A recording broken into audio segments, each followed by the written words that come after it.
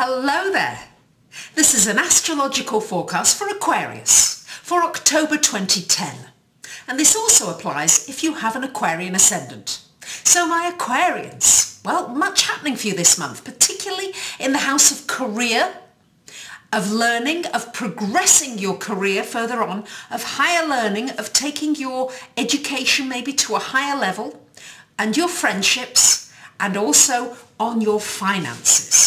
So let's start as well with also a possibility of some travel coming up for you this month. With the Sun and Mercury there, very possible that you're travelling or you're looking maybe to work abroad or to do some travelling for a few months away from the place that you live. Some kind of exploration outside of where you live. This doesn't necessarily mean physical travel. It could mean on a more spiritual level, or where you're looking at other cultures and other places and it's enriching your life. You're feeling enriched through that. We do have 3 planets in that house along with the Saturn, so really good time for those of you who want to extend your skills, maybe teach others and share. This would be a great time to do it this month. Really good time for any metaphysical development, any study of astrology, tarot, anything metaphysical, anything spiritual, great month for doing it. Also this month, very strong focus on your career, your success of your career. This could be a real time where you can see something really start to gain momentum. For those of you that have been working assiduously on your career, you should start to see some real results happening.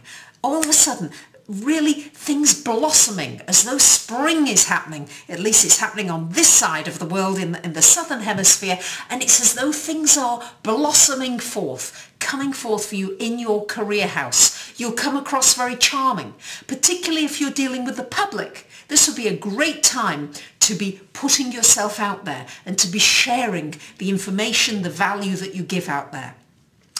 At the very end of the month, Mars goes into Sag in your 11th house. So this would be time for celebration. Time around the 28th of the month for some kind of celebration with friends, for sharing, for enjoying with like-minded people. We've got Venus going retrograde this month on the 13th of the month until November the 18th. This means Venus rules your finance and your relationships. So any kind of outstanding debts may need to be dealt with this month as well during this retrograde. As well, your relationships. You may need to look at the balance of give and take in your relationships. Is it too unbalanced? Are you doing all the giving?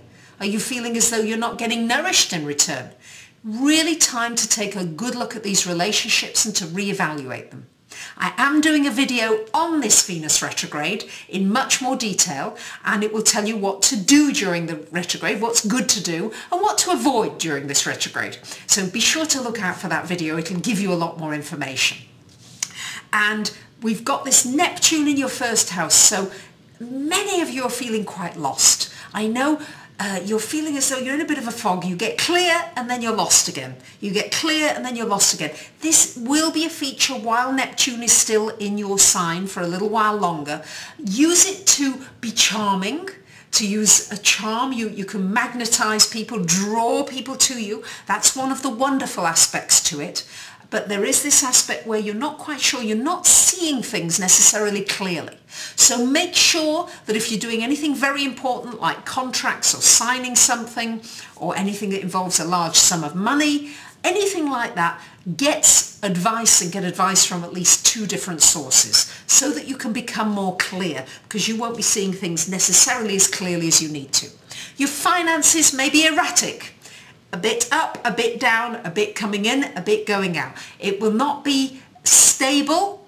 Try not to get too upset about that. Just try to go a little bit more with the flow. Neptune in your sign should allow you to do that a bit more than you might normally do.